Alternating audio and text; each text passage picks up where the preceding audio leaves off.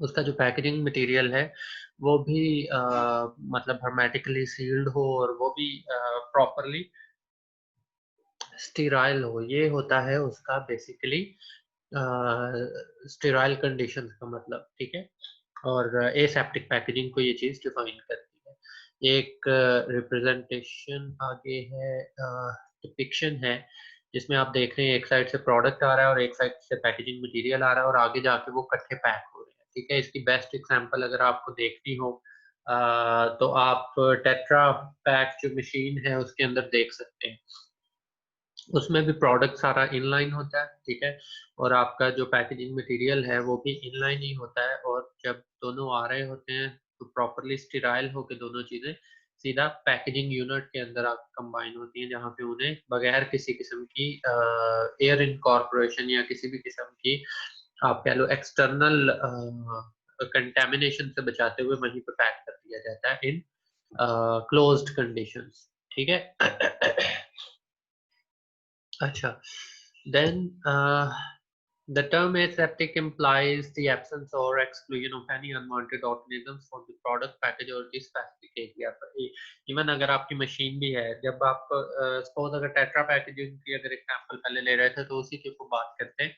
जिस रूम के अंदर ये मशीन पड़ी होती है उसके एनवायरनमेंट तक को वो क्लीन करते हैं। उसके एनवायरनमेंट के अंदर आपकी जो एथेनॉल है और डिफरेंट किस्म के जो एवेपोरेटेड जो आपके क्या उसे कहते हैं स्टेरिलेंट्स हैं, उन्हें यूज करके उसका जो एनवायरनमेंट है उसे भी क्लीन करते हैं। वो भी क्लीन होना चाहिए। और जो अगर एक स्पेसिफिक कोई एंट्री पॉइंट उसके अंदर मौजूद होगा किसी भी टेट्रा पैक मशीन के अंदर, तो वो मशीन तब तक ऑब्वियसली आपकी स्टार्ट ही नहीं होती। तो वो एक प्रॉपर कंडीशन जो है वो मेंटेन करके तभी स्टार्ट होती है। ये एक एसेप्टिक पैकेजिंग की एग्जांपल है। While the term hermetic is used to indicate the suitable mechanical properties to exclude the entrance of microorganism into the package and gas or water vapor into the package, मतलब जैसे भी आप hermetically seal, आप इसे through कह low heat भी इसे hermetically seal कर सकते हो, आप थ्रू मैकेनिकल प्रोसेसेस के थ्रू भी कर सकते हो, ठीक है। ये सारे आपके hermetically सील होते हैं। एंड स्टेराइल मीन्स कि उसके अंदर किसी भी किस्म का कोई कैपेबल जो हो माइक्रो ऑर्गेनिज्म जो कि रिप्रोड्यूस कर रहा हो या फिर अपने जो नंबर है वो बढ़ा रहा हो, ऐसा कोई माइक्रो ऑर्गेनिज्म ना मौजूद हो आपकी एम्बिएंट टेम्परेचर के ऊपर, ठीक है, ताकि डिस्ट्रीब्यूशन में किसी किस्म का कोई इशू ना हो।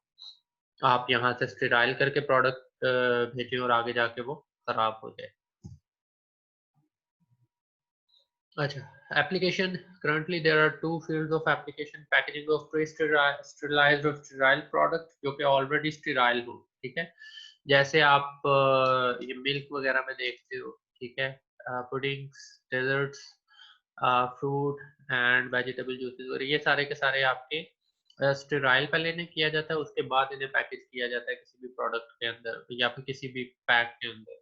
आप इसे टेट्रा पैक भी ले सकते हो, आप इसे कैन्स भी ले सकते हो, ठीक है, आप इसे बॉटल्स भी ले सकते हो, ठीक है। ये सारी की सारी इसी की एग्जांपल्स है।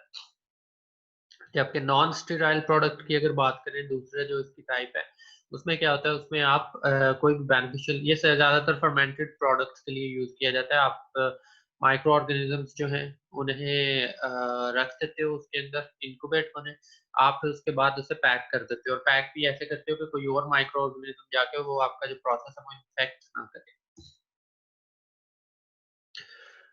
Three major reasons for the use of aseptic packaging include to take advantage of high temperature short time, which are thermally efficient and generally give rise to the products of a superior quality compared to those processed at low temperatures for longer। HTST जिसे आप in other words बोलते हैं, इसमें क्या है, इसमें quality defects हो सकते हैं, लेकिन ये बेसिकली आपकी जो प्रोडक्ट है उसे स्टेराइल कर देता है, उसमें माइक्रो ऑर्गेनिज्म का किसी किस्म का भी इशू नहीं आता अगर आप इसे प्रॉपरली एसेप्टिकली पैकेज करते हो। Then to enable the containers to be used that are unsuitable for in package sterilization, ऐसे कंटेनर जो कि इन पैकेज स्टेरिलाइजेशन जो है उसको कर सकते हैं। फॉर एग्जांपल ये आपकी प्लास्टिक बॉटल्स वगैरह, ठीक है। उसमें होता है आप वो गर्म पानी के अंदर उसे पैक करने के बाद डाल देते हो, ठीक है। वो बेसिकली एक स्टेरिलाइजेशन की भी एक एग्जांपल है और एसेप्टिक पैकेजिंग की भी। उसके बाद to extend the shelf life of the product at normal temperatures by packaging them aseptically, आप उसकी जो शेल्फ लाइफ है वो एक्सटेंड करते हो प्रोडक्ट्स की, ठीक है, एसेप्टिकली उन्हें पैकेज करके, मतलब इवन मंथ्स तक आप लेके जा सकते हो। मिल्क की बात करो, वो 6 मंथ तक उसकी जो शेल्फ लाइफ है वो देते हैं, ठीक है, जो आपका UHT मिल्क होता है, ठीक है, एसेप्टिकली पैकेज किया जाता है उसे। अच्छा, principles of sterilization, इसमें क्या sterilization processes used in aseptic are variously described as HTST और ultra heat, जिसे आप UHT कहते हो, ठीक है। आप उसके बाद क्या करते हो, आप उसे कुछ स्पेसिफिक टाइम टेम्परेचर कॉम्बिनेशन देते हो जो कि 130 to 150 है, ठीक है। अगर आप इंडस्ट्रियल लेवल पे बात करो, इंडस्ट्री में तकरीबन इसे 140 के करीब इसे दिया जाता है फॉर 3 सेकेंड्स, ठीक है। और उसके ऊपर आपका जो मिल्क है उसे स्टेरिलाइज किया जाता है और उस स्टेरिलाइजेशन के बाद उसे एसेप्टिकली वो टेट्रा पैक की जो पैकेजिंग है उसके अंदर पैक कर दिया जाता है, ठीक है। एंड इसमें मेन इशू क्या होता है कि HTST में एडिक्वेट इन एंजाइम इनएक्टिवेशन, ठीक है। जो एंजाइम इनएक्टिवेशन है वो प्रॉपरली नहीं हो पाती समटाइम्स, ठीक है। आपके माइक्रो ऑर्गेनिजम्स किल हो गए, लेकिन कुछ एंजाइम्स ऐसे होते हैं जो कि बहुत ज्यादा हीट रेजिस्टेंट होते हैं, ठीक है। और वो जब पैकेज हो जाते हैं, आपके जो प्रोडक्ट है उसके अंदर, लाजमी नहीं है मिल्क की बात करें, आप किसी भी माइक्रो ऑर्गेनिज्म को किसी भी प्रोडक्ट के अंदर बात करें, कुछ एंजाइम्स जो होते हैं यहाँ पे, मतलब एक स्पेसिफिक फिगर अगर चाहिए, 4000 times more resistant than spores, ठीक है। उन स्पोर्स से 4000 टाइम्स मोर रेजिस्टेंट होते हैं, जिसकी वजह से क्या होता है, जब आपके प्रोडक्ट के अंदर वो पैकेज हो जाते हैं, तो पैकेज होने की वजह से वहाँ पे जब प्रोडक्ट ज़्यादा देर पड़ा रहता है तो उसके अंदर वो डिफरेंट किस्म के ऑफ फ्लेवर्स या फिर और जो आपके बायोकेमिकल प्रोसेसेस हैं उन्हें एनहेंस कर देते हैं, जिसकी वजह से जिलेशन वगैरह स्टार्ट हो सकती है, ऑफ फ्लेवर्स बढ़ सकते हैं, ऑफ ऑर्डर्स वगैरह, ठीक है। और जो कि आपकी प्रोडक्ट क्वालिटी क्या है वो सिर्फ मतलब ओवरऑल स्पॉइल ही कर देंगे जब आप उसकी प्रोडक्ट फुली डेफिनेशंस को पूरा नहीं कर पाओगे, ठीक है। तो उसकी वजह से क्या होता है, आपके जो प्रोडक्ट है वो खराब हो जाता है उन उन एंजाइम्स की वजह से। अच्छा, this can lead to quality defects आ जाते हैं, जैसे मैंने बात की, वो एंजाइम्स जो हैं वो बिटर फ्लेवर्स एंड एजिलेशन वगैरह ये प्रोड्यूस करते हैं, ठीक है, जिसकी वजह से क्या होता है, आपका स्टेरिलाइजेशन का जो प्रोसेस है वो रुक जाता है, ठीक है। रुक नहीं जाता, सॉरी, मतलब आप कह लो वो वेस्ट हो जाता है, नलीफाई हो जाता है। आप माइक्रो ऑर्गेनिज्म बेशक उसमें ग्रो नहीं कर रहे, लेकिन वो क्वालिटी डिफेक्ट्स जो हैं वो खराब कर देते हैं प्रोडक्ट्स को। Annotation started sir, okay,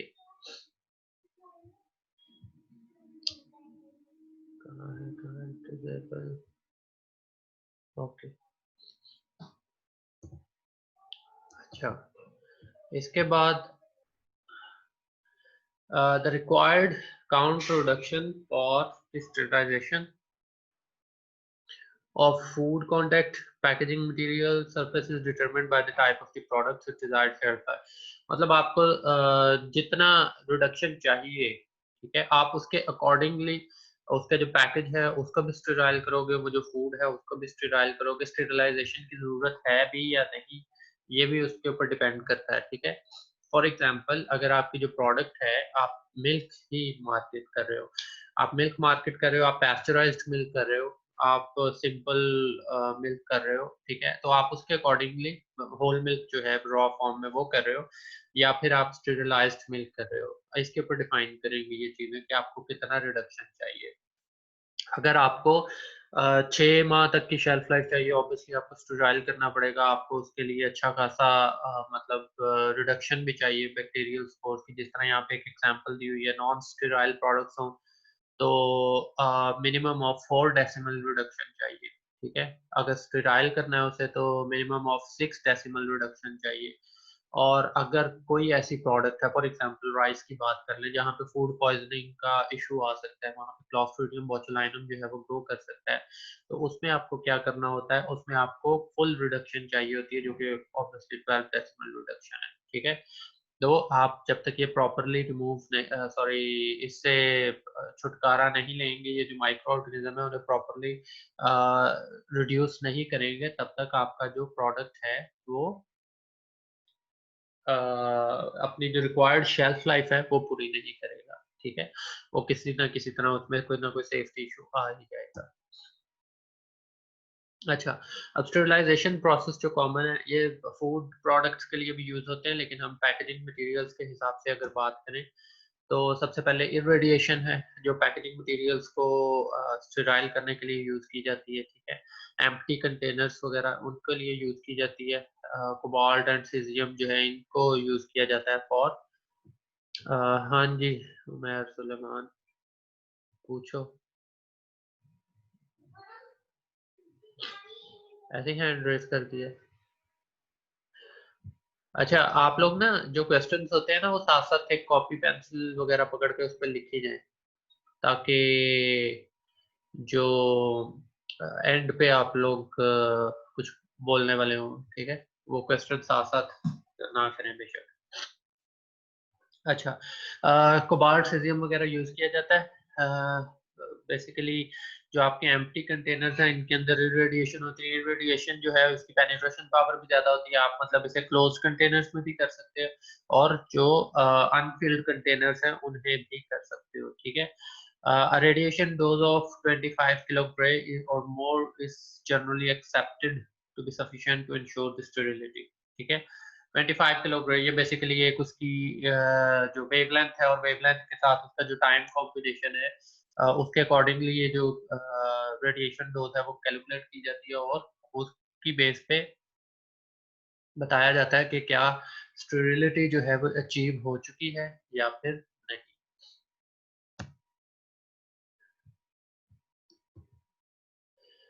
Pulsed light. By storing electrical energy in a capacitor, releasing it in short pulses, high peak power levels can be generated. आपने देखा होगा जो पल्स लाइट का हमारे वैसे डिपार्टमेंट में पढ़ा हो, नहीं डिपार्टमेंट में सॉरी, पल्स इलेक्ट्रिक फील्ड है सॉरी। पल्स लाइट का जो है ये उसे पल्सेस के अंदर शॉर्ट फॉर्म में डिलीवर किया जाता है किसी भी एक स्पेसिफिक सब्जेक्ट के ऊपर, ठीक है। और वहाँ पे एक स्पेसिफिक टाइम, और ये जो आपका पल्स्ड फील्ड है, इसकी जो इलेक्ट्रिकल एनर्जी है, इसके अकॉर्डिंगली उस कॉम्बिनेशन को यूज करके वहाँ पे स्टेरिलिटी जो है वो अचीव की जाती है। The duration of pulses ranges from 1 microsecond to 0.1 second. इस हद तक जो पल्सेस हैं वो यूज की जा सकती हैं इतने ड्यूरेशन के साथ, ठीक है। Typically applied at a rate of 1 to 20 flashes पर सेकंड। 1 से लेके 20 फ्लैशेस पर सेकंड जो है इस रेट पे अप्लाई किया जाता है। And generally a few flashes applied in a fraction of a second provide high levels of microbial inactivation as compared to अगर आप कहें बाकी जो ऑपरेशन है। वैसे आप इलेक्ट्रिकल एनर्जी इतनी ज़्यादा अगर कॉन्टिन्यूसली सप्लाई करेंगे, तो वो क्या होता है, वो बहुत सारे सेल्स जो है वो डैमेज कर देते हैं। जबकि पल्स इलेक्ट्रिक फील्ड में क्या होता है, आप उसे पल्सेस की फॉर्म में करते हो, तो वो एक किस्म का शॉक जो है माइक्रो ऑर्गेनिजम्स के लिए होता है आपके, लेकिन ये क्वालिटी डिफेक्ट्स जो है एज कम्पेयर टू जब आप इसे कॉन्टिन्यूस यूज करोगे उससे बहुत कम होते हैं, ठीक है। होते हैं लेकिन बहुत कम होते हैं।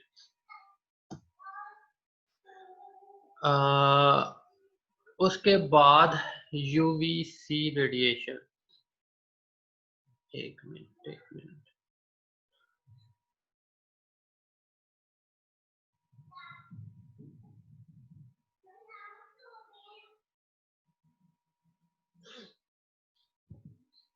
UVC radiation has a wavelength of 200 to 315 nanometer. It is most effective in terms of, अच्छा इसकी ना 3 कैटेगरीज हैं, A, B और C, ठीक है। और एक वो यूवी विजिबल भी होती है, वो उसे हम साइड पे करते हैं, लेकिन जो C है बेसिकली ये सिर्फ कंसिडर की जाती है फॉर जर्मिसाइडल इफेक्ट्स, ठीक है। जो आपकी माइक्रोबियल डिस्ट्रक्शन है उसके लिए सिर्फ और सिर्फ यूवीसी जो है वो कंसिडर की जाती है। इसकी वेवलेंथ क्या है, 200 to 315 नैनोमीटर, और मोस्ट इफेक्टिव होती है, मोस्टली आप कह लो बस यही इफेक्टिव होती है। ऑप्टिमम इफेक्टिवनेस क्या है इसकी? 253.7, ये इसकी पेनिट्रेशन पावर के ऊपर भी होती है। फॉर एग्जांपल अगर आपका ट्रांसपेरेंट मटेरियल है, ठीक है, आप कह लो सपोज वाटर है, वाटर के अंदर ये बहुत यूज की जाती है यूवीसी जो है जर्मिसाइडल इफेक्ट्स को लेने के लिए। लेकिन अगर आप बात करते हो जो आपके ट्रांसपेरेंट मटेरियल्स नहीं है, तो वहां पे आप सिर्फ इसकी सरफेस इफेक्टिवनेस जो है वो ले सकते हो। इसलिए ये पैकेजिंग मटेरियल्स हैं वहां पे बहुत ज्यादा यूज किया जाता है। जो आपके प्लास्टिक पैकेजिंग मटेरियल्स हैं या जो आपके पॉलीथीन पैकेजिंग मटेरियल्स हैं, उसे ये यूवी लाइट के नीचे से गुजारा जाता है। 2-3 ऐसे रॉड लगाए होते हैं और नीचे से गुजर रहा होता है पैकेजिंग मटेरियल, आगे जाकर वो पैक कर रहा होता है चीजें जो भी आपने करनी है पैक। तो ये भी एक इफेक्टिव प्रोसेस है for the sterility of packaging materials. अच्छा, plasma, non thermal plasma electrically energized matter. इसमें क्या होता है बेसिकली आपके जो mixture of nitrogen, oxygen and hydrogen gases, ये एक चैम्बर के अंदर इग्नाइट किए जाते हैं, ठीक है, उन्हें जलाया जाता है और उसके बाद वो जो स्पार्क्स होते हैं वहां से रिएक्टर के थ्रू सिर्फ उसके जो रेडिएशंस हैं वो आगे किए जाते हैं, ठीक है। और उनको किसी भी एक स्पेसिफिक कह लो सब्जेक्ट के ऊपर अप्लाई किया जाता है जो कि इतनी ज़्यादा हीट प्रोड्यूस कर देता है, इतना ज़्यादा एनर्जी प्रोड्यूस कर देता है, जो कि आपके माइक्रो ऑर्गेनिजम्स वगैरह जो है उन्हें किल करने के लिए एनफ होती है, ठीक है। वहाँ पे जितने भी आपके मतलब ये चीज़ उसे एक एंटी माइक्रोबियल प्रॉपर्टी देती है जो आपका प्लाज्मा है, ठीक है। हीट के बारे में आप लोगों को पता है, दो किस्म के प्रोसेसेस होते हैं, HTST, LTLT, ठीक है। Dry heat hot is hot air in the absence of water molecules. ये कम इफेक्टिव होती है as compare to the steam, ठीक है। क्यों स्टीम ज़्यादा इफेक्टिव होती है? स्टीम बेसिकली ये आपके इसकी जो पेनिट्रेशन है वो भी ज़्यादा होती है, ठीक है। इसका जो इफेक्ट है वो ड्राई हीट के मुकाबले में बहुत ज़्यादा होती है। ड्राई हीट जो है ये ज़्यादातर आपके जो बॉक्सेस, कंटेनर्स और जो कार्डबोर्ड्स वगैरह होती हैं, फिल्म्स होती हैं, ये उन्हें आप कह लो स्टेराइल करने के लिए यूज़ की जाती है। जबकि स्टीम जो है ये आपके इवन कह लो जैसे कि आपके इनलाइन प्रोसेसेस हैं या लाइंस जो हैं आप उन्हें भी क्लीन कर सकते हो। इवन स्टीम जो है जब बाकी चीजें जो है वो प्रॉपरली माइक्रो ऑर्गेनिजम्स का रिजल्ट जो है वो प्रॉपर ना ले सके उसकी किलिंग का, तो स्टीम तब यूज की जाती है। 120 से ऊपर तक इसका टेम्परेचर होता है, ठीक है, 140 तक लेके जाते हैं इसे, और देन स्टीम जो है वो लाइंस में पास की जाती है, ठीक है।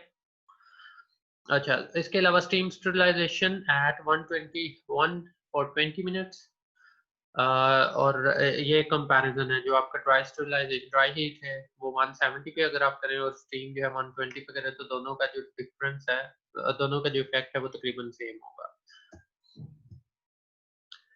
Most reliable sterilant is steam in order to to reach the temperature sufficiently high to achieve sterilization of fusion. The steam must be under pressure, ठीक है। अंडर प्रेशर से क्या है, ऑब्वियसली एक वो प्रेशर जो है क्रिएटिंग इफेक्ट जो है वो प्रोड्यूस करती है, ठीक है। तो जिसकी वजह से क्या होता है, ये एक बेटर स्टेरिलेंट जो है वो कंसिडर किया जाता है as compare to the all others. Hot air जैसे मैंने बताया, ये पेपर बोर्ड, लैमिनेट, कार्टून वगैरह जो है इनके लिए यूज किया जाता है। जो स्टीम है ये बेसिकली आपके कैंस के लिए भी यूज किया जाता है। आपके जितने भी हार्ड मटेरियल्स हैं उनके लिए स्टीम यूज की जाती है। जबकि पेपर बोर्ड्स वगैरह जो लैमिनेटेड कार्टून वगैरह इनके लिए आपकी हॉट एयर यूज की जाती है। 315 डिग्री सेंटीग्रेड जो है टेम्परेचर होता है इसका, ठीक है। Extrusion. During the extrusion of plastic granules prior to blow molding of plastic containers, temperature of 180 degree centigrade to 30 degree centigrade, ठीक है। ये बेसिकली किया जाता है, ये अंडर प्रेशर होता है, जिसकी वजह से इसका जो रिजल्ट है वो भी एक अच्छा रिजल्ट कंसिडर किया जाता है। आपके जो पेट बॉटल्स हैं, ठीक है, उनमें ये यूज किया जाता है। पेट बॉटल्स कौन सी होती हैं? जो आपकी जो आप घरों में ये 500 ml कोल्ड ड्रिंक्स वगैरह जो यूज करते हो, बेसिकली वो एक्सट्रूडेड प्रोडक्ट्स हैं, ठीक है। और 3 to 4 डेसिमल रिडक्शन तक उसमें माइक्रोबियल स्पोर्स की रिडक्शन होती है। माइक्रो ऑर्गेनिजम्स जो है वो आप 3 to 4 डेसिमल तक उसकी रिडक्शन ले सकते हो, ठीक है। Then for products with a pH greater than 4, it is recommended that extruded product containers be post sterilized with hydrogen peroxide और paracetic acid. ये दोनों भी बहुत एक efficient materials हैं. हाइड्रोजन peroxide तो इवन टेट्रा पैकेजिंग में भी यूज की जाती है. समटाइम्स paracetic acid जो है वो भी यूज किया जाता है जो आपके टेट्रा पैक के पैकेजिंग मटेरियल है उसके अंदर. अच्छा, chemical treatments. Hydrogen peroxide, combination of peroxide and heat can be used to sterilize the surface of paperboard laminate packaging material. Paperboard laminate packaging laminated material ये ना जब आप जो पहले आपने को स्ट्रक्चर देखा था ना, मैं पीछे करूँ, जैसे ये है, ठीक है.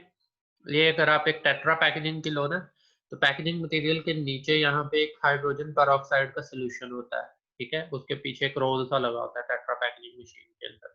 वो हाइड्रोजन पेरोक्साइड के सॉल्यूशन के अंदर ना जो जितने भी वो आगे आ रही होती है ना फिल्म, वो पूरी की पूरी उसके अंदर डिप होके आ रही होती है, और जिसकी वजह से उससे वो स्टेरिलिटी जो है वो अचीव होती है. अगर वो प्रॉपर्ली अचीव ना हो या उसके कंसंट्रेशन प्रॉपर्ली ना हो तो आपका जो पैकेजिंग मटेरियल है वो भी खराब हो जाएगा, आपका दूध जो है वो भी खराब हो जाएगा. अच्छा, इसके बाद a minimum temperature of 70 degree centigrade and concentration of 30% and a minimum time of 6 seconds. ये रिक्वायर्ड होते हैं for the destruction of most resistant spores on packaging material within seconds. ठीक है, ये आपका हाइड्रोजन पेरोक्साइड जो है इसका यूज है फॉर अचीविंग द स्टेरिलिटी. ठीक हो गया. अच्छा, इसके बाद because peroxide solutions by itself is unable to sterilize the packaging material, the number of systems have evolved which increase the efficacy of peroxide treatment. Tetra Pak is one of those systems. ठीक है. इसके साथ साथ आप जिसे कहते हैं और बहुत सारे जो केमिकल्स हैं वो बीच में ऐड कर सकते हैं, जिस तरह paracetic acid है वो भी आगे पढ़ेंगे हम. अच्छा, ये डिपिंग किस तरह करनी है. The packaging material is unwound from a reel, वो जो रोल सा मैंने आपको बताया, and pass through a bath, वो एक डिपिंग सॉल्यूशन सा होता है, उसके अंदर से डिप होता है जो कि 30 to 33% हाइड्रोजन पेरोक्साइड होती है. फिर उसके बाद वो आगे थिन फिल्म जो है उसके ऊपर लग जाता है and mechanically by means squeeze roll और विद जेट एयर और स्टीराइल एयर उसे रिड्यूस कर दिया जाता है. And adhering liquid film is then dried with hot air, जो कि अंदर ही वो टेट्रा पैक के अंदर एक हॉट एयर का सिस्टम होता है. ड्राई हो जाता है, उसके बाद उसका बॉक्स बनता है. बॉक्स बन के उसके अंदर मिल्क जो है जो कि स्टीराइल होता है वो बनता है. वो अंदर ही एसेप्टिक एनवायरनमेंट के अंदर ही उसे पैक किया जाता है. पैक करके बाहर बॉक्स की फॉर्म में भेज दिया जाता है. स्प्रेइंग प्रोसेस एक प्रोसेस होता है. अगर वहां पे प्रॉपर डिपिंग का प्रोसेस ना हो तो यूज किया जाता है स्प्रे प्रोसेस. उसमें क्या होता है, नोजल्स के थ्रू आपका हाइड्रोजन पेरोक्साइड जो है वो ऊपर स्प्रे किया जाता है, ठीक है. और उसके बाद हॉट एयर जो है वो यूज कर ली जाती है. एक दफा उसको स्टेराइल करके जो उसके रेजिड्यूज हैं हाइड्रोजन पेरोक्साइड के वो खत्म कर दिए जाते हैं हॉट एयर के थ्रू. रिंसिंग प्रोसेस ये वहां पे होता है जहाँ पे स्प्रे भी इफेक्टिव ना हो और आपका जो डिपिंग प्रोसेस है वो भी इफेक्टिव ना हो. मतलब सपोज कॉर्नर्ड फॉर्म हो या फिर आपके जो बना हो आपका जो बॉक्स है ऑलरेडी, तो उसमें आप क्या करते हो, आप रिंसिंग करना शुरू करते हो. रिंसिंग के बाद आप उसे प्रॉपरली जैसे वॉश नहीं करते बर्तन जैसे दो लोग, तो उस तरह रिंसिंग करके आप उसके हॉट एयर जो है उससे ट्रीट कर देते हो, जिसकी वजह से क्या होता है जो आपका पैकेजिंग मटेरियल है वो स्टेराइल हो जाता है. ये कहाँ कहाँ होता है, sterilised glass containers, metal cans, blow moulded plastic bottles, इनके अंदर ये प्रोसेस जो है वो चलता है. अच्छा, इसके बाद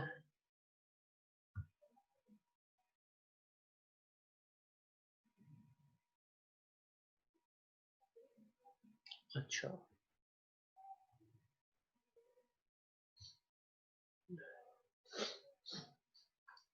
इसके बाद है जी combined with UV radiation. Hydrogen peroxide आपने यूज की, उसके बाद यूवी रेडिएशन जो है उसके ऊपर इफेक्ट उसके ऊपर अप्लाई की. उससे क्या होता है, हाइड्रोक्सिल रेडिकल्स बन जाते हैं और वो क्या होते हैं, वो आपके डेट्रीमेंटल हो जाएंगे फिर फॉर माइक्रो ऑर्गेनिज्म। ये एक इफेक्टिवनेस उसकी बढ़ाने के लिए यूज किया जाता है। The optimum effect being at relatively low peroxide concentration between 0.5 to 5%। Obviously जब आप दो किस्म के जो सॉल्यूशंस हैं या दो किस्म के जो सिस्टम्स हैं वो अप्लाई कर रहे हैं, तो आपको दोनों की कंसंट्रेशन स्लो रखनी पड़ती है या कम रखनी पड़ती है, जिसकी वजह से क्या होता है, आप एक ऑप्टिमम इफेक्ट जो है वो ले सकते हो। पर एसिटिक एसिड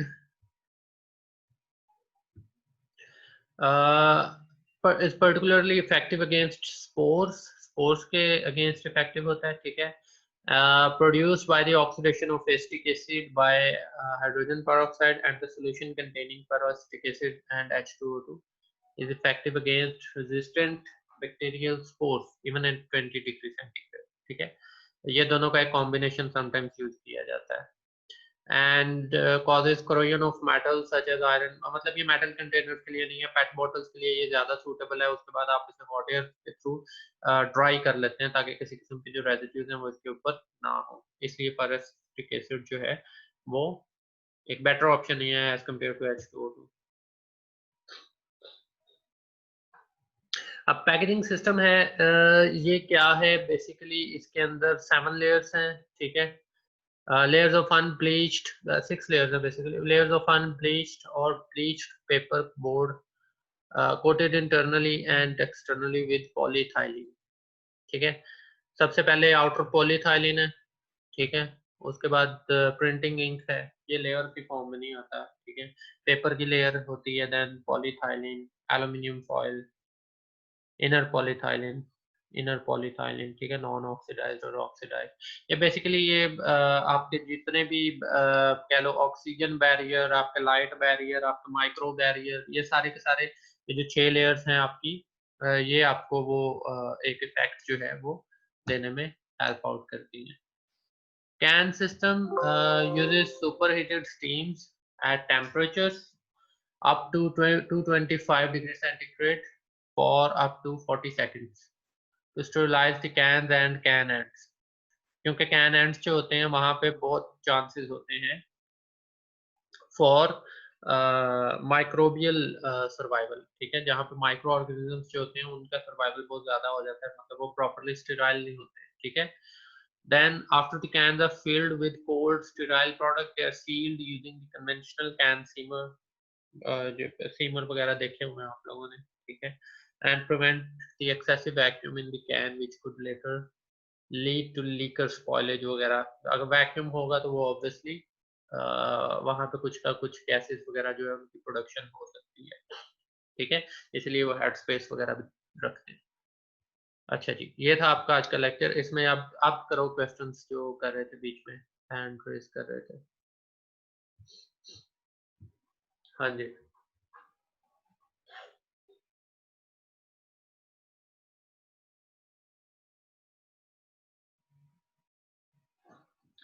कोई है भी या नहीं? क्वेश्चंस होंगे आपके कोई?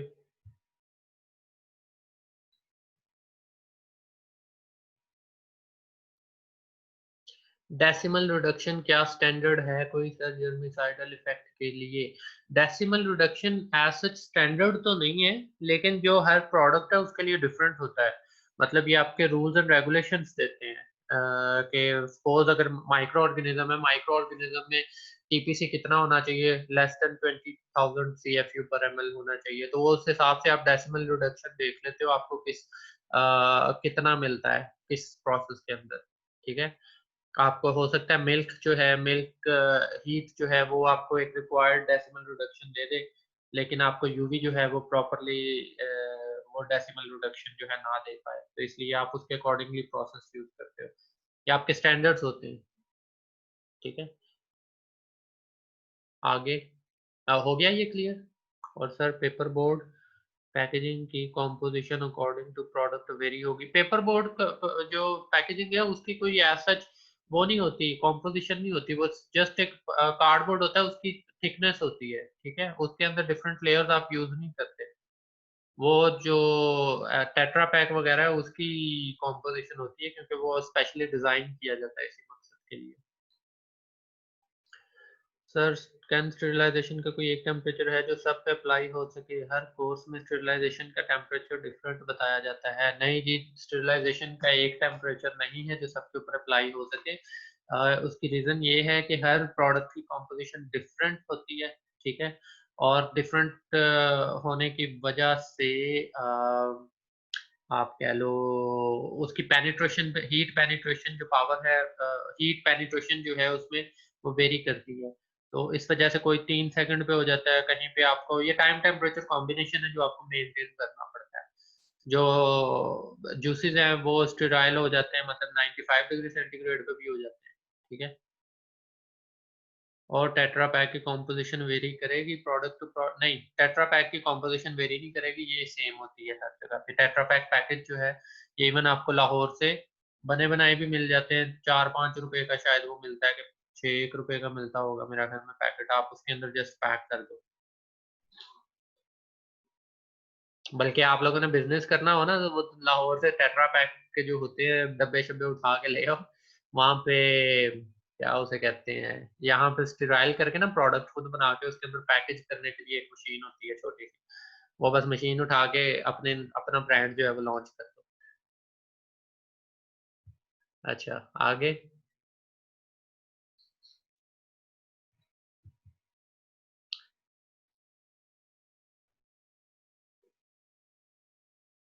और कोई सवाल? ओके सर, कर देंगे लॉन्च। हाँ जी। और कोई सवाल?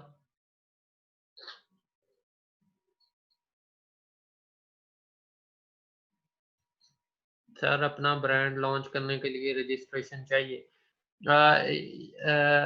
नहीं, ये अपना ब्रांड लॉन्च करने के लिए रजिस्ट्रेशन एज सच आपको ये फूड अथॉरिटी वगैरह से फूड बिजनेस का वो एक लाइसेंस जो होता है वो लेना पड़ता है मेरा ख्याल में आजकल बस, और तो कुछ नहीं है। बाकी आपकी प्रोडक्ट जो है, आपने मिल्क लॉन्च करना है तो मिल्क के प्रॉपर स्टैंडर्ड हो, जो आपको जूस करना है तो जूस के हों, ठीक है, इस तरह का। सर ये तो 2 नंबरी तो नहीं होगी, नहीं ये 2 नंबरी नहीं है भाई। इस ये छोटी-मोटी कंपनीज़ हैं, वो मतलब इसी तरह काम कर रही हैं, इसे 2 नंबरी नहीं कहते, वो आपका नेम पैक करें। सर इसके बाद कितने लेक्चर्स हैं फाइनल के? कोई पता नहीं। जितने जब जब तक कहेंगे ना हम पढ़ाई जाएँगे, कोई ऐसा इशू नहीं। आइसक्रीम, आइसक्रीम तो लोग घरों में भी बैठ के बना देते हैं। सर डेसिबल रिडक्शन का बता दें। यार ये बेसिकली यूनिट्स होते हैं कि आप कितनी रिडक्शन ले रहे हो। सपोज अगर आपका 2 लाख जो होते हैं माइक्रो ऑर्गेनिज्म वो कम होते हैं, तो आप उसमें उसको उस यूनिट के हिसाब से कह लो डिफाइन करोगे, ठीक है। ये इस तरह से डेसिमल और डेसिबल रिडक्शंस जो हैं इस तरह से आगे की जाती है, ठीक है। इसका जो एग्जैक्ट नंबर है वो मैं अभी आपको बता देता हूँ। डेसिबल रिडक्शन कितने बनते हैं पीछे,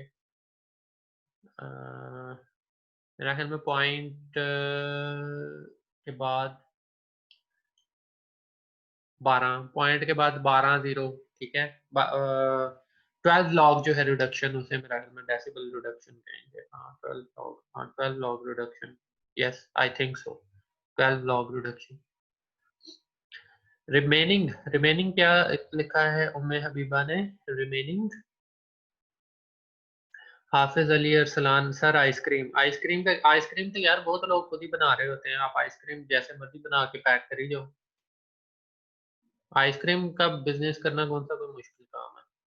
मेन चीज होती है अच्छी चीजें बनाना, कोई इशू नहीं होता। उन्हें क्या उसे कहेंगे, जो बनाने वाले हैं ना मजदूर, जैसे आप लोग हो, ठीक है, मतलब जो भी टेक्निकल डिग्रीज वाले होते हैं ना, प्रोफेशनल डिग्रीज वाले, जैसे इंजीनियर्स, इसके अलावा फूड टेक्नोलॉजिस्ट, और कौन होते हैं ये जिनके पास भी कुछ टेक्निकल नॉलेज होता है, ये सारे होते हैं मजदूर, ठीक है। इनका काम होता है सिर्फ और सिर्फ चीजें बनाना, और वो बनाने के लिए बहुत सारे लोग आपको मिल जाएंगे मार्केट के अंदर।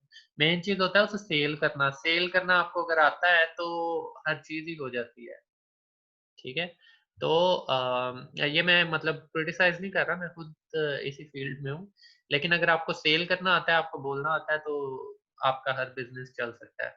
रेड चिली, हाँ रेड चिली भी स्पाइसेस वगैरह लोग अपना वो क्या कहते हैं उसे, साफ करके ना, मतलब साफ सुथरा खुद ही पिसवा के वो उसको पैकेज करके आगे सेल करते हैं लोग। सर लाइक KFC एक नाम हो, एक नाम होने के लिए आपको स्ट्रगल करनी पड़ती है और उसे सेल करना आना चाहिए। नाम का ये मतलब नहीं होता जस्ट सड़क पे बैठ जाओ, नाम नाम बोली जाओ, नाम हो जाएगा। उसके लिए स्ट्रगल करनी पड़ती है, तो वो आपको उसके लिए कहाँ से स्टार्ट करना। अच्छा ये ना इंडिविजुअल काम स्टार्ट हो गए।